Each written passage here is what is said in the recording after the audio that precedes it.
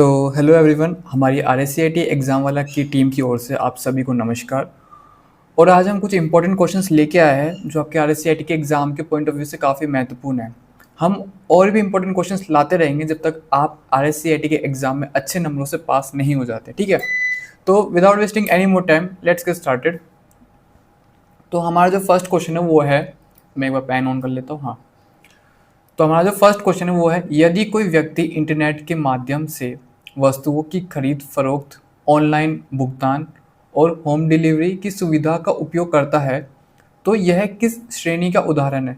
मतलब अगर कोई इंसान इंटरनेट के माध्यम से कोई वस्तु खरीदता है, कोई सामान खरीदता है, ऑनलाइन पेटीएम पे करता है या फिर होम डिलीवरी की सुविधा का यूज़ करता है, तो ये सब किस कैटेगरी के अंदर आता है। देखो, ऑप्शन है social networking, blogging, e commerce, search engine. तो ऐसा ही सेम क्वेश्चन 2024 के आरएससीटी एग्जाम में आया था। ओके, तो इसका जो आंसर होगा वो होगा ई कॉमर्स। ई कॉमर्स हमारा वो है कि हम ऑनलाइन जो सामान खरीदते हैं, बेचते हैं, ये सब कुछ ई कॉमर्स के अंदर आता है, ठीक है। सोशल मार्केट नेटवर्किंग तो एक तरीके से प्रमोशन वमोशन करना, इस टाइप का हो गया कुछ, ठीक है। ओके, सेकंड क्वेश्चन हमारा, निम्न में से किस वेबसाइट मुख्य रूप से, ओके सॉरी, निम्न में से कौन सी वेबसाइट मुख्य रूप से ई कॉमर्स वेबसाइट का उदाहरण है। अभी बताया ना मैंने आपको, ई कॉमर्स यानी सामान खरीदना, लेना, होम डिलीवरी, ऑनलाइन पे करना, ये सब ई कॉमर्स के अंदर आता है, ठीक है। ट्विटर, ट्विटर से आप सामान खरीदते थोड़ी ना हो, नहीं, तो ये आंसर नहीं आएगा। फेसबुक, नहीं, अपन फेसबुक से भी कोई सामान खरीदते वरीदते नहीं है, तो फेसबुक में यहाँ पर नहीं आएगा। फ्लिपकार्ट, फ्लिपकार्ट से आप सामान खरीदते हो, हाँ, अपन फ्लिपकार्ट से सामान खरीदते हैं, ऑनलाइन मंगाते हैं, तो ये इधर ये एक ई कॉमर्स वेबसाइट यानी एक ई कॉमर्स वेबसाइट का उदाहरण है, ठीक है, ऐप है जो भी है। टाइम्स ऑफ इंडिया तो न्यूज़पेपर हो गया, तो ये भी आंसर नहीं आएगा।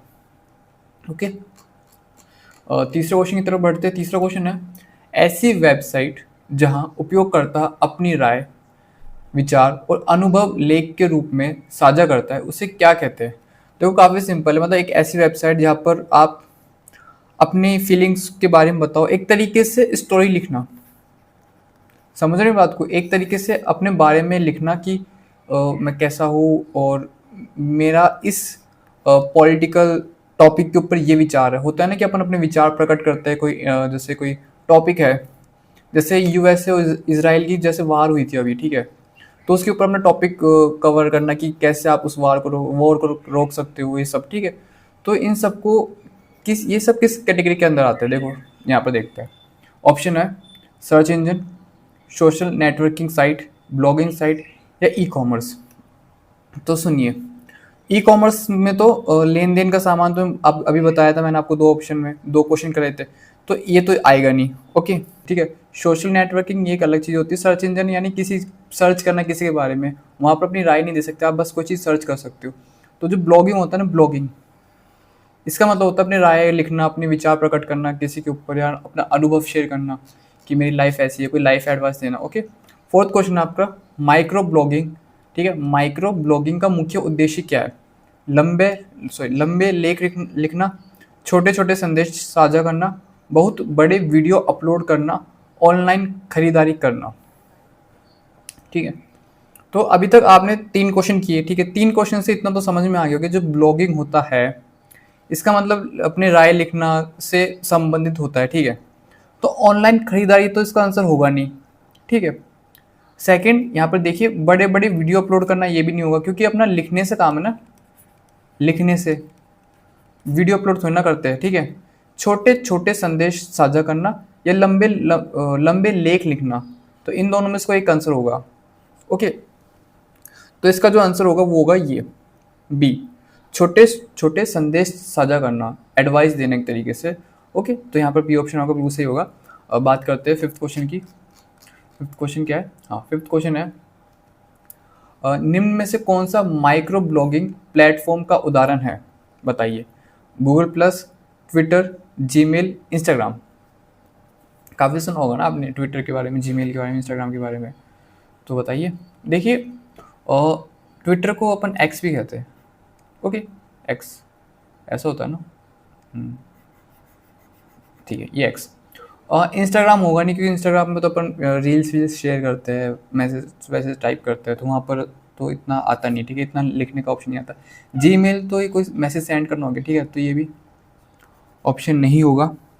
और ट्विटर, ये आपका बिल्कुल सही हो, सॉरी, ये आपका बिल्कुल सही आंसर होगा, क्योंकि ट्विटर पे तो अपन शेयर करते हैं, सॉरी, ट्विटर पे तो अपन शेयर कोई चीज़ लिख के शेयर करते हैं उसको। ओके, गूगल प्लस ये अलग होता है, गूगल से इसका कोई लेना देना नहीं है, तो यहाँ पर बी ऑप्शन आपका बिल्कुल सही होगा। ओके, सिक्स्थ की बात करते हो। सिक्स्थ है, यदि कोई संस्था इंटरनेट के माध्यम से निःशुल्क या सशुल्क ऑनलाइन कोर्स बड़ी संख्या में छात्रों को उपलब्ध कराती है तो उसे क्या कहा जाता है? ई कॉमर्स, MWC, ब्लॉगिंग या क्लाउड सर्विस। छठे का आंसर क्या हो सकता है? देखिए, ई कॉमर्स अभी बताया था, ये तो सामान के लिए होता है, खरीदारी के लिए होता है, तो ये ऑप्शन आएगा नहीं। ब्लॉगिंग लिखने के लिए होता है। यहाँ पर बोलेंगे किसी संस्था यानी कोई स्कूल अगर फ्री में पढ़ाना चाहे या फिर वो ऑनलाइन कोर्स बेच के पढ़ाना चाहे, तो ऐसी किसी स्टूडेंट को तो इन सब चीज़ों को क्या कहा जाता है, ऐसे पूछा गया है, ठीक है, तो इससे कहा जाता है MWC। ओके, बी आपका यहाँ पर सही आंसर होगा सिक्स्थ का। बात करते हैं नेक्स्ट क्वेश्चन की तरफ। सातवां क्वेश्चन क्या है? हाँ, तो MWC का पूरा नाम क्या होता है? अभी बताया ना कि ये जो एक संस्था अगर किसी ऑनलाइन प्लेटफॉर्म में आके किसी ऐप के द्वारा आपको पढ़ाना चाहती है, तो वो इस कैटेगरी के अंदर आती है, लेकिन इसे कहते क्या है वो देखिए। Massive online open course, multiple online open course work, mega online ocean of course या नन ऑफ द अबव। बताइए, तो सातवें का आंसर क्या हो सकता है? देखिए, mega online ocean of course नहीं होगा, multiple online open course work ये भी नहीं होगा। इसका जो सही आंसर होगा वो होगा ए। तो ये था सातवां क्वेश्चन। अब बात करते हैं आठवें क्वेश्चन की। तो आठवां क्वेश्चन है, यदि कोई व्यक्ति नौकरी खोजने के लिए इंटरनेट का उपयोग करता है तो निम्न में से कौन सी वेबसाइट जॉब सर्च वेबसाइट का उदाहरण है? यदि आपको जॉब चाहिए, जैसे आपने कोई IT सेक्टर में काम कर रखा हो या फिर ऑनलाइन आपके पास कोई स्किल हो और आपको जॉब चाहिए, तो आप कहाँ पर अप्लाई कर सकते हो? देखो, अमेज़ोन तो नहीं कर सकते, क्योंकि अमेज़ोन तो तुम्हें पता ही है। मिंत्रा तो ऑनलाइन वही सामान के लिए हो गया। पेटीएम तो ऑनलाइन पे करने के लिए हो गया। तो सही आंसर होगा यहाँ पर naukri.com। आप गूगल पे जाइए और naukri.com पे सर्च कीजिए, वहाँ पर बहुत सारे ऑप्शंस मिलते हैं, आपको कहाँ नौकरी करनी है, आपकी स्किल क्या है, उसके अकॉर्डिंग आप अप्लाई कर सकते हो। तो आठवें का जो आंसर होगा वो होगा सी। अब बात करते हैं नौवें क्वेश्चन की। नौवां क्वेश्चन पूछ रहा है, राजस्थान सरकार द्वारा लॉन्च किया गया क्लाउड बेस्ड स्टोरेज सॉल्यूशन कौन सा है? ई ज्ञान, राज इवोल्ट, RPSC या फिर राज ई साइन। बताइए, राज का मतलब होता है राजस्थान। ओके, तो नौवे का जो आंसर होगा वो होगा राज ई वोल्ट। अब बात करते हैं 10वें क्वेश्चन की। 10वां क्वेश्चन क्या है? 10वां क्वेश्चन है, क्लाउड स्टोरेज प्लेटफॉर्म का उपयोग किस उद्देश्य के लिए किया जाता है? ओके, ऑनलाइन डेटा संग्रहण के लिए, कहीं से भी फाइल एक्सेस करने के लिए, डेटा बैकअप या इनमें से सभी, इन सभी के लिए।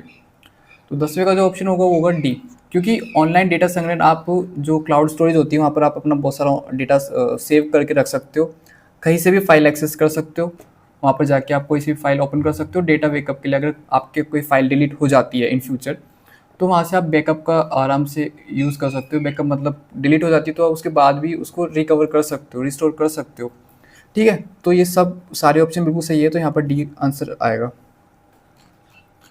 अब बात करते हैं 11वें क्वेश्चन। 11वां क्वेश्चन पूछ रहा है, निम्न में से कौन सा क्लाउड स्टोरेज प्लेटफॉर्म का उदाहरण है? ये तो काफ़ी ईजी है, आपने क्लाउड स्टोरेज यूज़ तो किया ही होगा, ठीक है। तो बताइए, Google drive, Microsoft one drive, Dropbox या सभी। 11वें का आंसर, तो ये क्वेश्चन भी काफ़ी इजी है। देखिए, गूगल ड्राइव में आई थिंक 15 GB है ना, 15 GB हमें फ्री स्टोरेज मिलती है। 15 GB आप अपना जो भी है कुछ भी आप वहाँ पर रख सकते हो 15 GB तक, ठीक है। माइक्रोसॉफ्ट वन ड्राइव ये PC यानी कंप्यूटर्स के लिए होता है, गूगल ड्राइव मोबाइल के लिए होती है, ये दोनों में चलती है गूगल ड्राइव, ठीक है। ड्रॉपबॉक्स भी इसका उदाहरण, ड्रॉपबॉक्स में भी आपको फ्री स्टोरेज मिलती है जहाँ पर आप उसका यूज़ कर सकते हो। तो यहाँ पर भी डी ऑप्शन बिल्कुल सही होगा। इन सभी, ये सभी क्लाउड स्टोरेज के उदाहरण हैं। बात करते हैं 12वें क्वेश्चन की। 12वां क्वेश्चन है, ई कॉमर्स में जब ग्राहक सीधे किसी कंपनी से सामान खरीदता है, ठीक है, तो यह किस प्रकार का लेन देन कहलाता है? यानी ई कॉमर्स में क्या होता है? ई कॉमर्स में जैसे ये कंपनी हो गई, ठीक है, और ये आप हो गए। तो कंपनी से आप सामान खरीदते हो तो बीच में ऑनलाइन जो भी शिपिंग के चार्जेस होते हैं, ठीक है, कोई आपका जो डिलीवरी बॉय होता है उसके चार्जेस होते हैं, कोई कंपनी आपसे चार्जेस लेती है, तो ये सब होता है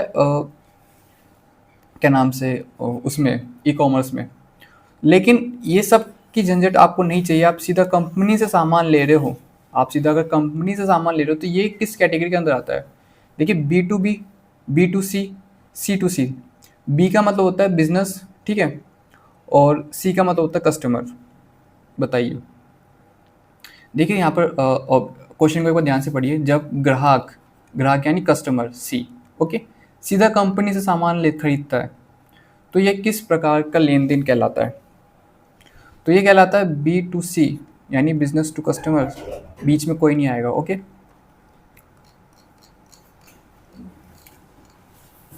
बात करते हैं 13वें क्वेश्चन की। 13वां क्वेश्चन पूछ रहा है निम्न में से कौन सा ऑपरेटिंग सिस्टम, ये ऑपरेटिंग सिस्टम एप्लीकेशन सिस्टम बहुत बार बताया आपको, ठीक है, मोबाइल ऑपरेटिंग सिस्टम नहीं माना जाता।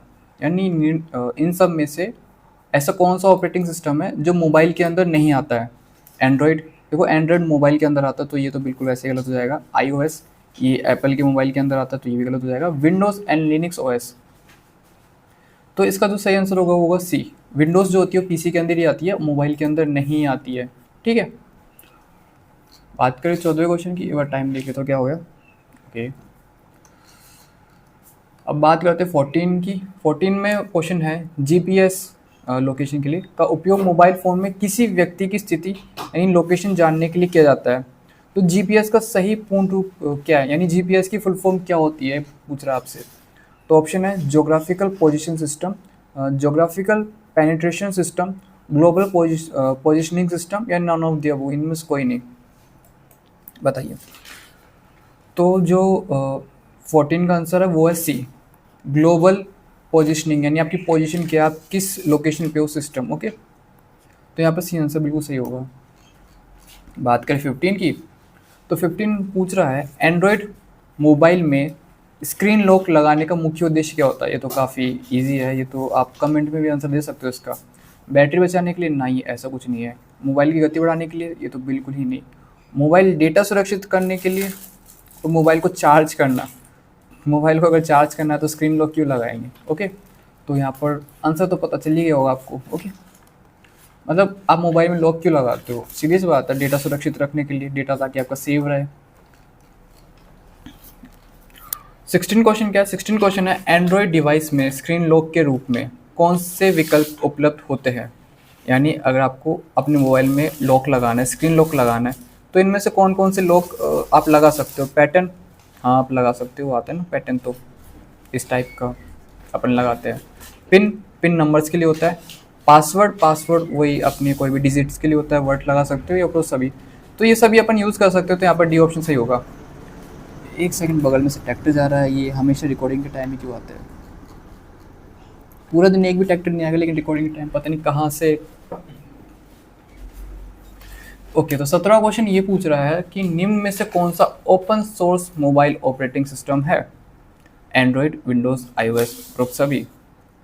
इसका आंसर जो होगा वो होगा ए, एंड्रॉयड। तो एंड्रॉयड जो होता है वो होता है open source mobile operating system, ठीक है, मोबाइल के अंदर आता है। मोबाइल का ये ऑपरेटिंग सिस्टम होता है।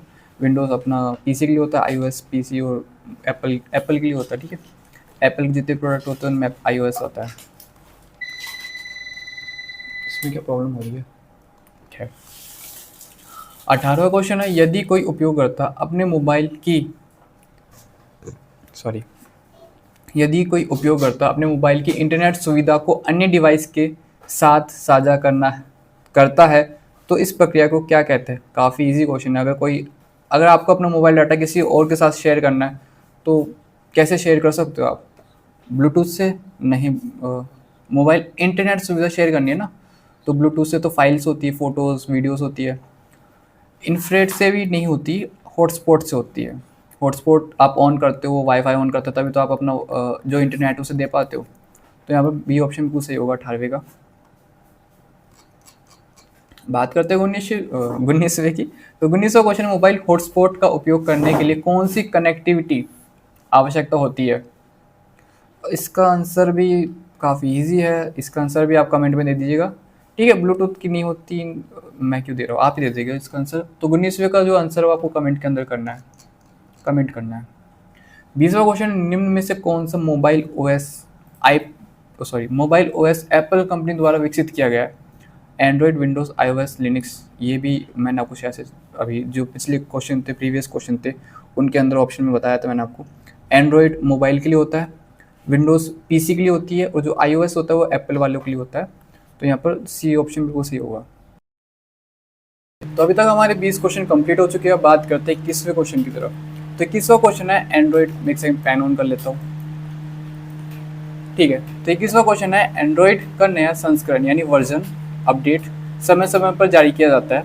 यदि एंड्रॉयड 10, 11 और 12 में से नवीनतम यानी लेटेस्ट संस्करण पूछा जाए तो सही उत्तर कौन सा है, यानी एंड्रॉयड का भी लेटेस्ट वर्जन कौन सा है?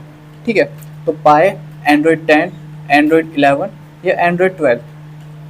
तो अभी जो लेटेस्ट वर्जन है एंड्रॉयड का वो है एंड्रॉयड 12।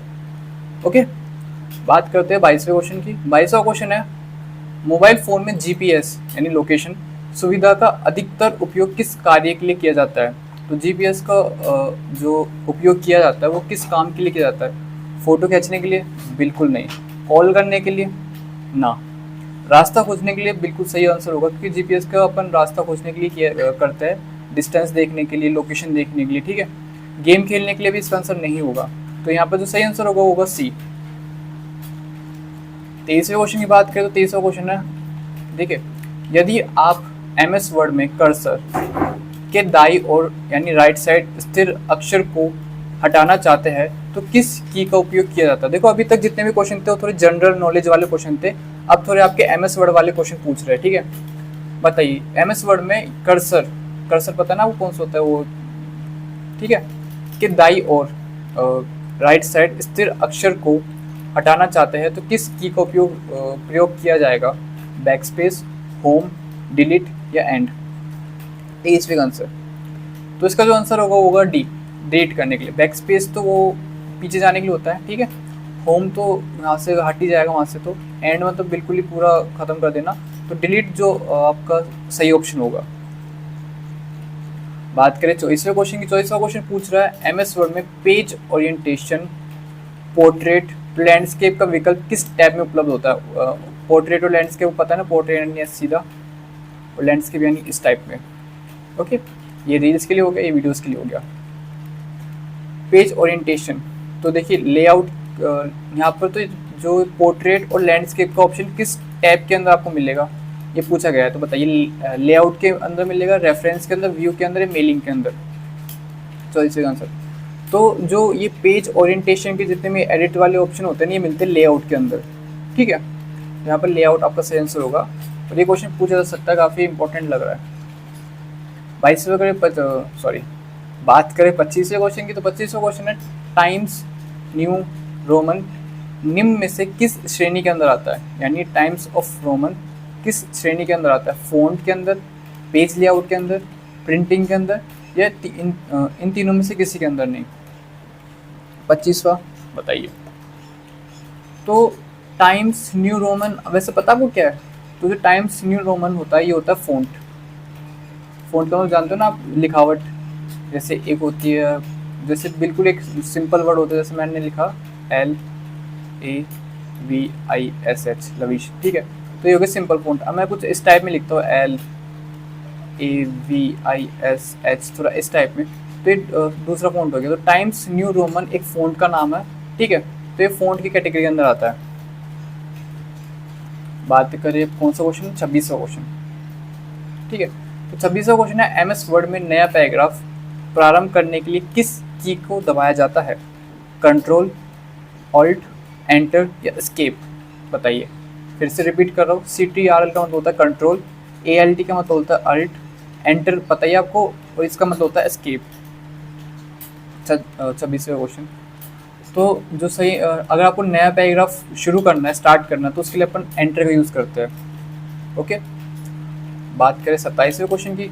तो 27वां क्वेश्चन है एमएस वर्ड के व्यू टैब की सहायता से टेक्स्ट या डॉक्यूमेंट, ठीक है, ध्यान से समझें इस क्वेश्चन को। एमएस वर्ड के व्यू टैब की सहायता से टेक्स्ट या डॉक्यूमेंट को किस प्रकार देखा जा सकता है? नॉर्मल, प्रिंट लेआउट, आउटलाइन या इन सभी में, यानी सभी, ठीक है, उपरोक्त सभी। 27वें का, तो देखो जो व्यू टैब होता है ना, इसका मतलब होता है पेज को देखना, ठीक है। तो आप नॉर्मल तरीके से भी देख सकते हो। अगर आपको प्रिंट निकलवाना है ना, एक होता है ना, अगर प्रिंट आपको निकलवाना होता है, एक बार देखते हैं कि जो प्रिंट होगा वो कैसे निकलेगा, ठीक है, किस फॉर्मेट के अंदर निकलेगा, तो वहाँ वो भी आप देख सकते हो यहाँ से, ठीक है। उसकी आउटलाइन भी देख सकते हो आप पेज की। तो ये तीनों ही ऑप्शन बिल्कुल सही है, तो आपको जो सही आंसर होगा वो डी। बात करें 28वें क्वेश्चन की, तो 28वां क्वेश्चन है पोर्ट्रेट और लैंडस्केप। बताया था ना भी आपको मैंने, पोर्ट्रेट एंड लैंडस्केप निम्न में से किसी से संबंधित होते हैं? पेज ओरिएंटेशन से, पेज साइज से, पेज लेआउट से, या ऑल ऑफ द अबव? बताइए।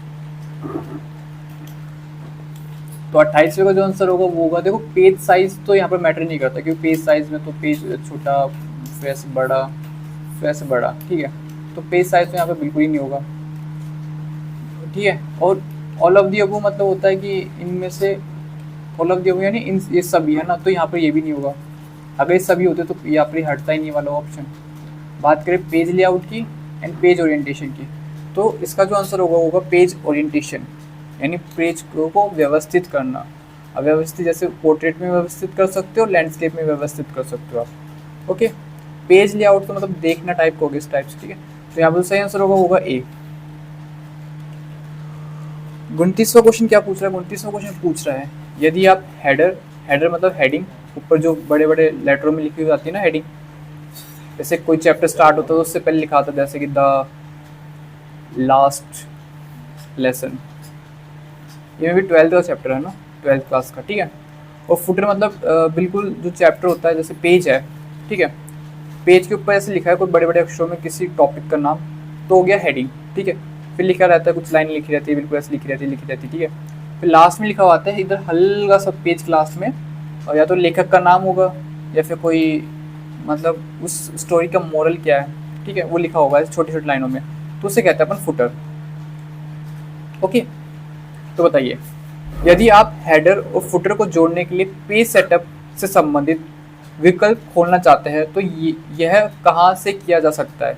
यानी अगर आपको हेडर और फुटर को जोड़ना है, ठीक है, तो उसके लिए पेज को आपको सेटअप करना पड़ेगा, पेज को व्यवस्थित करना होगा ना आपको।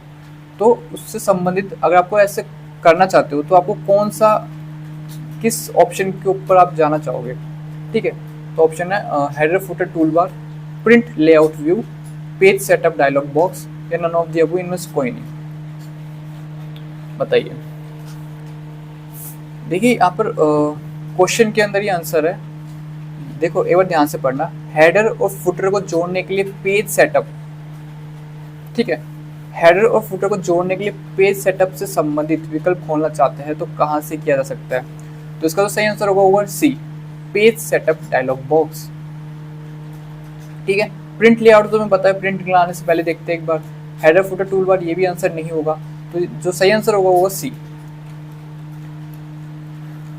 तीसरा क्वेश्चन क्या पूछा है? तीसरा क्वेश्चन पूछ रहा है MS वर्ड 2019 में निम्न में से कौन सा लेआउट फीचर उपलब्ध होता है, ठीक है। ज़्यादा जो अपडेट आते हैं ना इनके अंदर, ठीक है, तो उनके अंदर कुछ जो फीचर्स होते हैं वो चेंजेस होते रहते हैं। तो मुझे बताइए लेआउट जो फीचर है वो 2019 के लेआउट फीचर कौन सा उपलब्ध होता है? Gates, windows, tabs, doors. तीसरा तो लेआउट फीचर वो उपलब्ध होता है टैब्स, ओके। सी आंसर यहाँ पर बिल्कुल सही होगा। बात करें 31वें की, तो 31वां है MS वर्ड में हेडर और फुटर जोड़ने का मुख्य उद्देश्य क्या है? देखो अभी जो पिछले से पिछला क्वेश्चन था उसमें पूछा था हेडर और फुटर अपन कैसे जोड़ सकते हैं, कौन सा ऑप्शन आपको ओपन करना पड़ेगा जिससे अपन हेडर और फुटर को जोड़ सकते हैं, उनको सेटअप कर सकते हैं। लेकिन अब यहाँ पर क्वेश्चन पूछ रहा है कि हेडर फुटर को अगर जोड़ना है तो क्यों जोड़ना है, उनका उद्देश्य क्या होता है? तो यहाँ पर ऑप्शन है डॉक्यूमेंट की सुंदरता बढ़ाना, प्रत्येक पृष्ठ पर समान जानकारी दिखाना, पृष्ठ मतलब पेज, ठीक है, टेक्स्ट को बोल्ड करना, या पेज साइज बदलना। बताइए। 31वें का आंसर। तो 31वें का जो आंसर होगा वो होगा, देखो पेज साइज बदलना, इनसे कोई कनेक्शन नहीं है हेडर फुटर का, ठीक है। तो पेज साइज बदलने से तो कुछ भी नहीं होगा। टेक्स्ट को बोल्ड करना भी नहीं होता। यहाँ पर टेक्स्ट को बोल्ड करना तो अलग ही ऑप्शन होता है, वो होम के ऑप्शन में लिखता है, फ़ॉन्ट वाले ऑप्शन में, ठीक है। डॉक्यूमेंट की सुंदरता बढ़ाना या प्रत्येक पृष्ठ पर समान जानकारी दिखाना, तो इसका जो सही आंसर होगा वो ये होगा बी, हर एक पेज पर समान जानकारी दिखाना, ठीक है। ये आपका 31वें का आंसर हो गया। बात करते हैं 32वें की, तो 32वां है इसको थोड़ा ऊपर कर लेता हूँ, हाँ। तो 32वां, यदि आप किसी टेक्स्ट से पहले किए गए सभी फॉर्मेटिंग को हटाना चाहते हैं तो किस विकल्प का प्रयोग करेंगे। एक बार फिर से एक बार रीड कर लेते हैं। यदि आप किसी टेक्स्ट से पहले की गई सभी फॉर्मेटिंग को हटाना चाहते हैं तो किस विकल्प का प्रयोग करेंगे। तो ऑप्शन है clear formatting, format painter, page setup या स्टाइल्स। 32वें का मतलब आपने कोई टेक्स्ट है, ये जैसे आपने कुछ भी टेक्स्ट लिखा, अब इस टेक्स्ट को आपने बोल्ड कर दिया यानी गहरा कर दिया, ठीक है। इसको इटैलिक कर दिया यानी टेढ़ा कर दिया इस टाइप से, ठीक है। या फिर आपने इसका फ़ॉन्ट ही चेंज कर दिया, कुछ स्टाइलिश सा फ़ॉन्ट आपने कर दिया ऐसे करके, ठीक है। तो ये जो सभी आपने एडिट की है, जो फॉर्मेटिंग की, इन सभी को हटाना है तो कैसे हटाएंगे, तो वो हटाएंगे क्लियर फॉर्मेटिंग से, ओके। फॉर्मेट पेंटर नहीं होगा, पेज सेटअप अभी आपको पता है तो पेज के लिए होता है ना कि टेक्स्ट के लिए, स्टाइल्स भी नहीं होगा। तो यहाँ पर जो ए ऑप्शन होगा बिल्कुल सही होगा, क्लियर फॉर्मेटिंग, सभी फॉर्मेटिंग हटाना। 32वें का ये आंसर हो गया। अब बात करते हैं 33वें क्वेश्चन की। 33वां क्वेश्चन है एमएस एक्सेल में वर्कबुक, ठीक है। एमएस एक्सेल में वर्कबुक वास्तव में किसका संग्रहण कलेक्शन होता है, बताइए। केवल चार्ट का, केवल एक शीट का, केवल एक वर्कशीट का, या वर्कशीट और चार्ट्स दोनों का।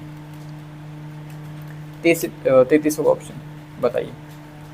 देखिए वर्कबुक एक्सेल में अपन कुछ भी काम करते हैं ना तो वर्कबुक कलेक्शन होता है, यानी जितने भी आपके उधर वर्कशीट होती है और चार्ट्स होते हैं वो सब के सब वर्कबुक के अंदर दिखाए जाते हैं। तो यहाँ पर जो सही आंसर होगा वो डी होगा, ठीक है।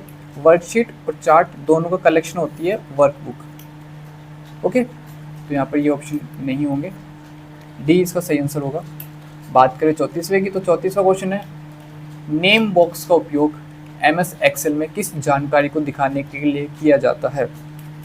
ये जो नेम बॉक्स होता है एक्सेल के अंदर वो कौन सी जानकारी को दिखाने के लिए किया जाता है। फॉर्मूला बार की जानकारी, वर्तमान एक्टिव सेल की लोकेशन, स्टेटस बार की स्थिति, या मेन्यू बार के विकल्प, ठीक है। तो इसका जो सही आंसर होगा वो होगा बी, एक्टिव सेल की लोकेशन। ये जैसे आपका एक्सेल फाइल होती है, ठीक है, यहाँ पर इस टाइप की होती है ना, ठीक है। तो ये आपकी एक्सेल फाइल होती है, ठीक है। तो देयर एक्स नेम बॉक्स, तो नेम बॉक्स होता है ऊपर की साइड, यहाँ पर ऊपर की साइड होता है, ठीक है। वो किसको दिखाता है, वो दिखाता है वर्तमान एक्टिव सेल की लोकेशन। यानी जैसे आपने यहाँ पर क्लिक किया तो यहाँ पर लिखा हुआ आ जाएगा कि आप इस सेल के अंदर हो। आपने अगर यहाँ पर क्लिक किया तो यहाँ पर लिखा हुआ आ जाता है कि आप किस सेल के अंदर हो। सबके अपने अपने नाम होते हैं, ओके। यहाँ पर ऐसे ABCD लिखा होता है, ठीक है। अब बात करें 35वें क्वेश्चन की, तो 35वां क्वेश्चन है यदि आप एक सेल की फॉर्मेटिंग को कॉपी कर किसी अन्य सेल पर लागू करना चाहते हैं, ध्यान समझना, यदि आप एक सेल की फॉर्मेटिंग को कॉपी करके किसी अन्य सेल पर लागू करना चाहते हैं तो सबसे उपयुक्त विकल्प कौन सा होगा, यानी सबसे सही आपके लिए ऑप्शन कौन सा होगा। 35वां क्वेश्चन है और ये लास्ट क्वेश्चन है।